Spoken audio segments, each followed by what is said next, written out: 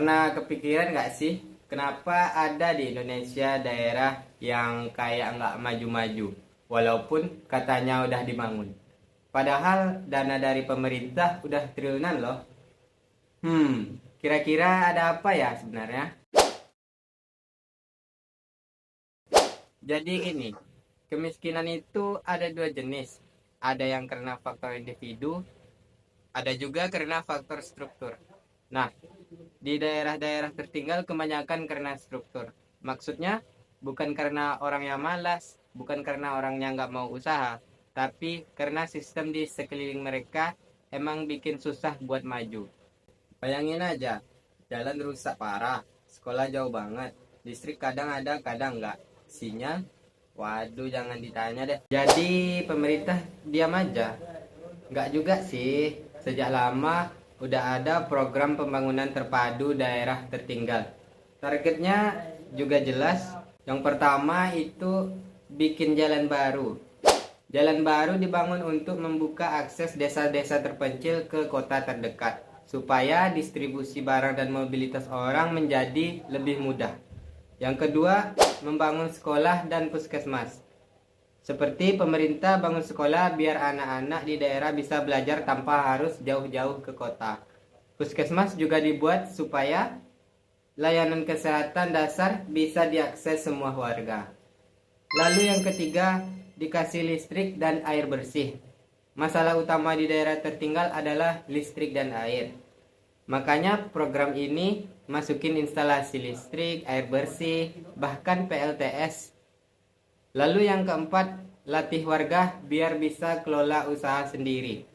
Pemerintah kasih UMKM, pertanian modern, atau pengelolaan hasil laut supaya warga nggak cuma konsumtif, tapi bisa mandiri secara ekonomi. Contoh nyata di lapangan itu ada di NTT, PLTS dibangun supaya desa-desa terpencil nggak lagi gelap gulita, bisa belajar malam hari, bisa nyimpan hasil panen pakai kulkas. Lalu di Papua dibangun pelabuhan kecil buat nelayan supaya hasil tangkapan bisa dijual langsung ke luar daerah. Lalu untuk ibu-ibu desa dapat pelatihan UMKM kayak bikin kerajinan atau olahan pangan lokal. Nah, kelihatannya program ini keren kan? Tapi apa beneran efektif?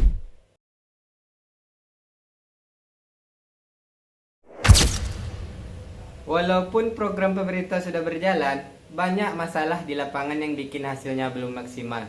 Seperti proyek mangkrak, contohnya bangun jalan atau puskesmas tapi tidak selesai. Akhirnya fasilitas tidak bisa digunakan masyarakat. Dua, kebocoran anggaran alias dikorupsi.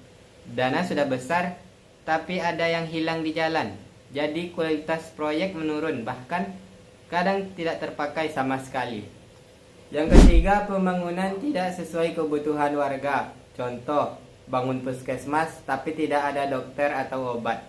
Bangun jalan ke lokasi yang jarang dilewati warga. Padahal kebutuhan utama masyarakat bisa saja irigasi atau pasar.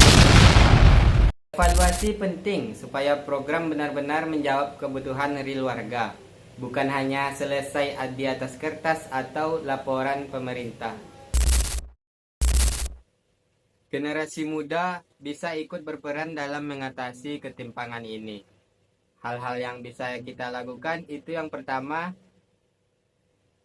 volunteer ke desa-desa, ikut kegiatan sosial langsung di daerah tertinggal untuk bantu edukasi, kesehatan, atau teknologi. Lalu yang kedua, bangun startup untuk ekonomi desa. Contohnya bikin aplikasi jual hasil pertanian langsung ke konsumen kota, supaya petani dapat harga lebih baik. Lalu yang ketiga, suarakan aspirasi via media sosial. Bikin viral isu ketimpangan, kritik program pemerintah yang salah sasaran, atau kampanye dukung program yang baik, supaya lebih banyak orang termasuk pejabat sadar dan mau bertindak tepat. Kemajuan Indonesia bukan hanya di kota besar, tetapi juga di daerah pinggiran. Peran semua orang penting.